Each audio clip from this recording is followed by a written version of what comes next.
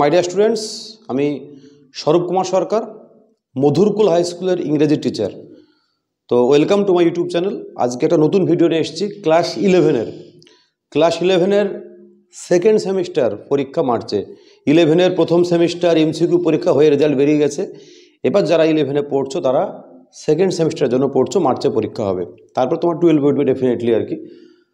আর এই বছর যারা ক্লাস 12-এ পড়ছো আর কি, তারা ওল্ড সিলেবাসের লাস্ট ব্যাচ, সেই ক্লাসের কিছু রাইটিং সাজেশন ভিডিও আমি বানাবো।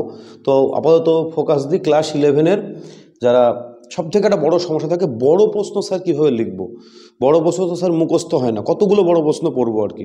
তো আমি এই স্টাডি করে যেটুকু বুঝেছি আর কি, যদিও এই বছর কিন্তু প্রথম মানে বড় প্রশ্ন এসে কি হতে চলেছে আর কি, সেই জন্য আমরা রেফারেন্স নেব বইয়ের, টেক্সট বইয়ের। তো প্রথমে আমি বলবো যে বড় প্রশ্ন 3টে তোমাকে করতে হচ্ছে আর কি। আমরা ইতিমধ্যেই জেনে গেছি, তোমরা সকলেই জানো আর কি, যে আমাকে গল্প, গদ্য থেকে, প্রোজ সেকশন থেকে একটা করতে হবে, পোয়েম বা বইয়ে ভার্স লেখা আছে, কবিতা, সেখান থেকে একটি করতে হবে, এবং র্যাপিড রিডার যে বইটা আছে আর কি, সেই বই থেকে যে 3টে গল্প দেওয়া আছে আমাদের আর কি, সেই 3টে গল্প থেকে আমাকে কিন্তু একটি মাত্র করতে হবে। 3টে থেকেই প্রশ্ন থাকবে আর কি, লালবাহারিদের যে গল্প দেওয়া আছে সেটা দিয়ে। এই প্রশ্ন দুটোতে তোমার নম্বর থাকবে 6 এবং 6, আর র্যাপিডের মানে এটাতে নম্বর থাকবে 6, এটাতে নম্বর থাকবে 6, এটা নম্বর থাকবে 5, দিয়ে 17 নম্বরের আমাকে বড় কোশ্চেন 3টে লিখতে হবে। এটা সবাই মোটামুটি ইতিমধ্যে জেনে গেছো আর কি। তাহলে আমি প্ল্যানিং কেমন করে করবো, আমি একটু টেক্সট বইয়ের সাহায্য ডেফিনেটলি নেবো। প্রথমে আমি কিন্তু বলবো যে এই যে টেক্সট যেগুলো আছে, সমস্ত টেক্সটগুলো তোমাকে খুঁটিয়ে পড়তে হবে, এটা কিন্তু বিকল্প নেই। কারণ এসে কেউ করতে হবে আমাকে বড় প্রশ্ন করতে গেলে টেক্সট জানতেই হবে আমাকে আর কি, এটা তো এসেনশিয়াল। সাজেশন যদিও করো, টেক্সটগুলো কিন্তু খুঁটিয়ে পড়া খুব জরুরি। এখন অনেকটাই সময় আছে, তো টেক্সটটা একবার অন্তত নিজে একবার, তুমি স্কুলে হোক, কোনো প্রাইভেট টিউটর তোমাকে পড়াক, স্যার তো পড়িয়ে দিয়েছেন ঠিকই, তুমি নিজে একবার টেক্সট প্রত্যেকটা লাইন ধরে ধরে, যে ওয়ার্ডগুলো পারছো না ডিকশনারির সাহায্য না নয়, কোনো যে সহায়ক বই যেগুলো থাকে সেক্ষেত্রে তার সাহায্য তুমি নিতে পারো আর কি। দিয়ে তুমি টেক্সটটা একবার খুঁটিয়ে পড়ে নাও, এটা সবথেকে প্রথম কাজ যেটা বলবো। তারপরে আমি যেটা যাবো আর কি, আমি এইখানে আমাকে যেহেতু একটা বড় প্রশ্ন লিখতে হবে, আমি কিন্তু গার্ডেন পার্টিটা করব না, আমার নিজের একটা ব্যক্তিগত মতামত আর কি। আমি চাইলে আর একটা টেক্সটও বাদ দিতে পারি, তুমি 2টো টেক্সট খুব ভালো করে করতে পারো। তো আমরা 3টে বড় কোশ্চেনের সাজেশন নিয়ে আলোচনা করব, তুমি এখান থেকে 2টো করতে পারো, তোমাকে লিখতে হবে কিন্তু একটা। আর যারা মনে করছে রিস্ক নেবো না স্যার, তাহলে 3টে তুমি করো, 3টে করলে এনাফ। একটা তুমি পুরো বাদ দিতে পারো, কোনো সমস্যা হবে না। আমি ভিডিওটা কিন্তু বড় প্রশ্নের জন্য আর কি, এসে কি এর ভিডিও আমি আর একটা বানাবো আর কি। এইবার দেখো কী হবে, জিমি ভ্যালেন্টাইন যে গল্পটা সব থেকে লেখা, এবং আমি বইয়ের যে কোশ্চেন দেওয়া আছে, প্যাটার্ন দেওয়া আছে, সেটা আমি একটু অবশ্যই ডেফিনেটলি ফলো করবো আর কি। তো সেইখানে জিমি ভ্যালেন্টাইনের যে কোশ্চেনটা দেওয়া আছে, সেটা কিন্তু পার্ট কোশ্চেন দেওয়া আছে আর কি, পার্ট কোশ্চেন। তো আমি সবসময় বলবো একবারে 6 নম্বর লেখা থেকে 2+4, 3+3 এইরকম পার্ট কোশ্চেন লিখলে তোমরা অবশ্যই নম্বরটা বেশি পাবে।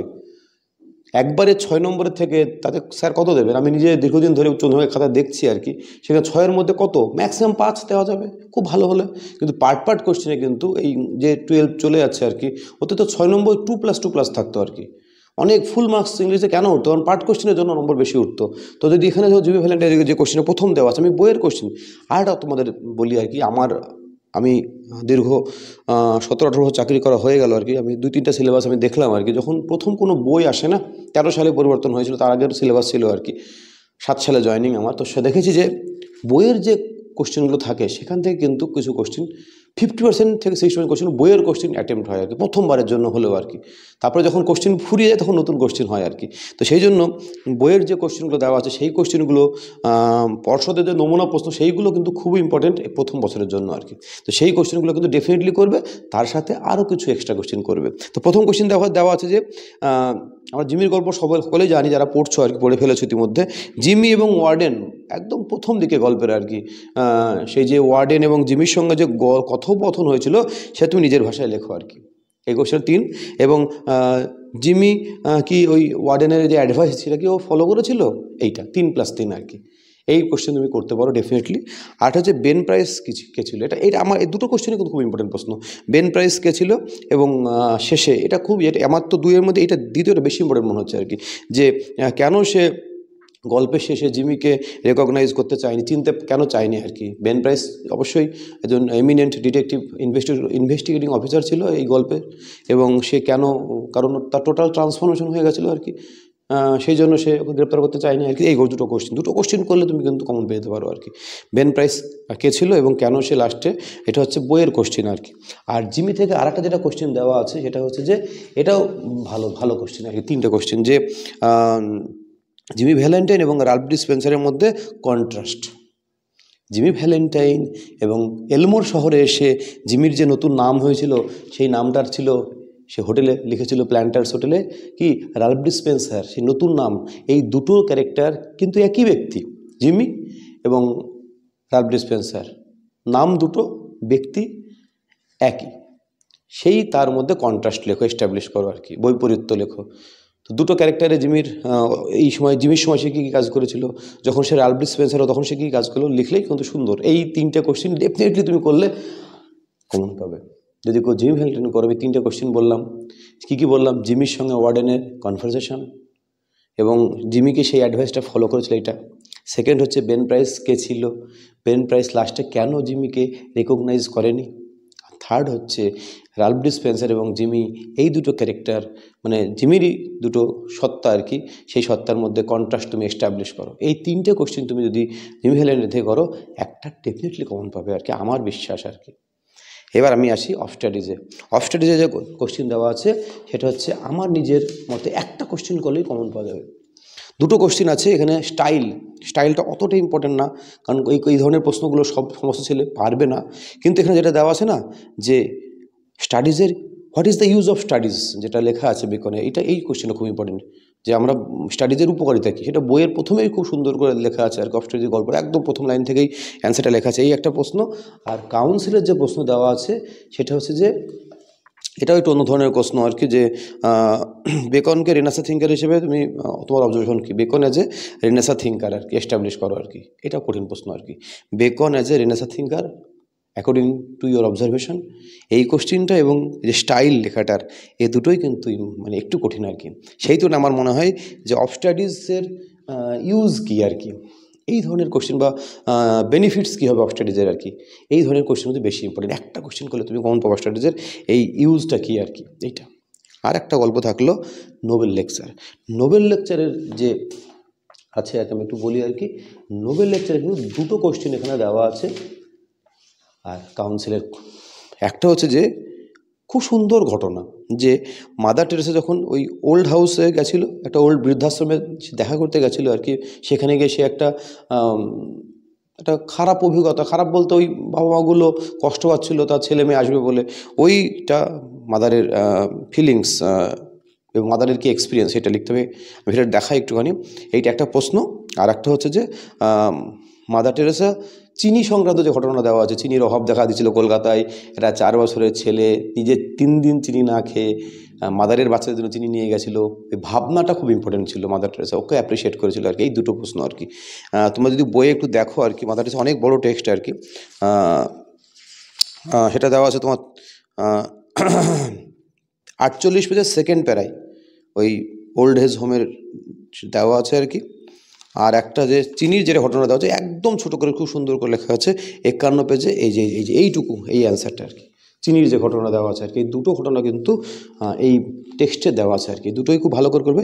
চিনি ঘটনা তো একদম ছোটো, 6 নম্বরের প্রশ্নের জন্য তুমি একদম সহজ ঘটনা, তুমি কিন্তু সহজেই মনে রাখতে হবে। কী ঘটনা, কি চিনি ডিফিকাল্টি দেখা দিয়েছিল, একটা বাচ্চা ছেলে, যার একটা হিন্দু ছেলে, যার 4 বছর বয়স আর কি, সে নিজে 3 দিন চিনি না খেয়ে মাদারের জন্য চিনি এনেছিল, এইটা মাদার খুব অ্যাপ্রিসিয়েট করেছিল। এইটুকু লিখলেই হয়ে যাবে আর কি। এবং কাউন্সিলের যে কোশ্চেন দেওয়া আছে সেখানে দেওয়া আছে যে, এই যে সেন্ট জনের যে কথাটা দেওয়া আছে না, সেন্ট জন বলেছিল যে তুমি মিথ্যা কথা বলছো যদি তুমি বলো যে গডকে ভালোবাসো, নিজের প্রতিবেশীকে ভালোবাসো না। এই জায়গাটা এখানে দেওয়া আছে, সেন্ট জন কি বলেছিল আর কি, সেইটা খুব ইম্পর্টেন্ট আর কি, এখানে এই হিসেবে দেওয়া আছে আর কি। সেন্ট জন কি বলেছিল সেই প্যারাটা একটু বেশি ইম্পর্টেন্ট বলছে, যেখানে 48 পেজের প্রথম প্যারায় দেওয়া আছে সেন্ট জনের, এইটাকে একটু এস্টাবলিশ করতে বলেছে আর কি। ইয়েস। তাহলে মাদার টেরেসার নোবেল লেকচার যদি কেউ করো, তাহলে কিন্তু এই 3টে কোশ্চেন আমার মনে বলছে, যে চিনির ঘটনাটা, ওল্ড হোমে যাওয়া এবং সেন্ট জন কি বলেছিল এইটা।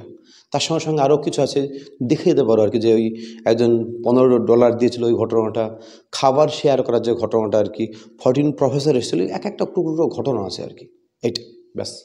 তাহলে এইটা হয়ে গেল তোমার গদ্য। আমি কিন্তু বলবো দুটো গদ্য, আমি তিনটেরই কিন্তু বড় কোশ্চেন তোমাদেরকে বললাম আর কি। আমি বলবো যারা সায়েন্স নিয়ে পড়ছো তারা তো ডেফিনেটলি দুটো টেক্সট খুব ভালো করে করো আর কি, কিন্তু সেটার সবটা করো আর কি, সেখানে রিস্ক নিও না আর কি। তুমি দুটো সিলেক্ট করলে, এই তিনটের মধ্যে দুটো সিলেক্ট করলে আর কি, তুমি একদম সব করো, সেখানে তুমি চালাকি করো না আর কি। সব বলতে কটা কোশ্চেন দাঁড়াচ্ছে, 3 থেকে 4টে কোশ্চেন দাঁড়াচ্ছে, গোটা বছর ধরে পড়বে এমন ব্যাপার নেই।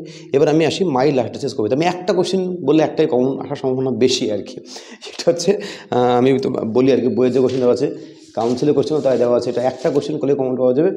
অ্যানালাইজ মাই লাস্ট ড্রামাটিক মনোলগ। আমাদের সময়ও একটা বিখ্যাত মানে প্রশ্ন আর কি, বিখ্যাত প্রশ্ন বলতে সব থেকে পপুলার প্রশ্ন যেটা থাকে আর কি, অ্যানালাইজ মাই last dramatic monologue. Dramatic monologue হিসেবে এই কবিতাটা তুমি অ্যানালাইজ করো, বিশ্লেষণ করুন আর কি। এই প্রশ্নটা সব থেকে ইম্পর্টেন্ট আর কি, একটা কোশ্চেনগুলো কমন পাওয়া যাবে আর কি মাই লাস্ট থেকে, এইটা। আর সেকেন্ড কোশ্চেনটাতে পাওয়ার কী করে, ক্ষমতা প্রদর্শন কী করে করা হয়েছে এই কবিতা, সেটা।